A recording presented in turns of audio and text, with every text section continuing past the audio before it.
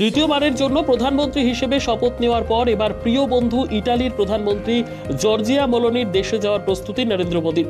গত 10 বছরে যার পায়ের তলায় সর্ষে দেখেছে ভারত, গত 2 মাস ভোটের কারণে স্বাভাবিকভাবেই বিদেশ যাওয়া বন্ধ ছিল সেই মোদীর। তৃতীয় দফার প্রথম বিদেশ সফর হিসেবে ইটালিকেই বাছলেন তিনি।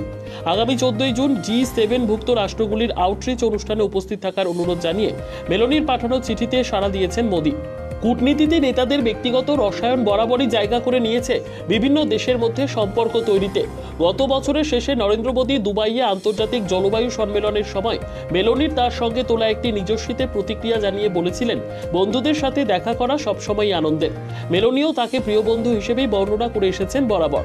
এই ভোটের ফল বেরোনোর পরে ইউরোপীয় রাষ্ট্র নেতৃত্বদের মধ্যে তিনি সর্বাগ্রে অভিনন্দন জানান মোদীকে। এবার ইটালি গিয়ে মোদী স্বাস্থ্য, খাদ্য, নিরাপত্তা এবং উন্নয়ন নিয়ে কথা বলবেন বলেই জানা গিয়েছে। G20-তে ভারতের সাফল্যকেও তুলে ধরবেন। আগামী দিনে ভারতের সঙ্গে ইটালির সম্পর্ক মজবুত করার ডাকও দেবেন। তবে G7-এ রাশিয়া বিরোধী প্রস্তাব এলে এড়িয়ে যাবেন তিনি, এমনটাই মনে করছে কূটনৈতিক মহল। ইটালি ছাড়াও নরেন্দ্র মোদীকে summit of peace in Ukraine কর্মসূচিতেও আমন্ত্রণ জানানো হয়েছে। 16 এবং 16 জুন সেটি আয়োজিত হবে সুইজারল্যান্ডের বার্জেনস্টকে। তবে সেখানে তার উপস্থিত থাকার সম্ভাবনা কম। সম্ভাব্য সংসদ অধিবেশনের জন্য তাকে দেশে ফিরতে হবে। নিজস্ব প্রতিনিধির রিপোর্ট, দুরন্ত টিভি।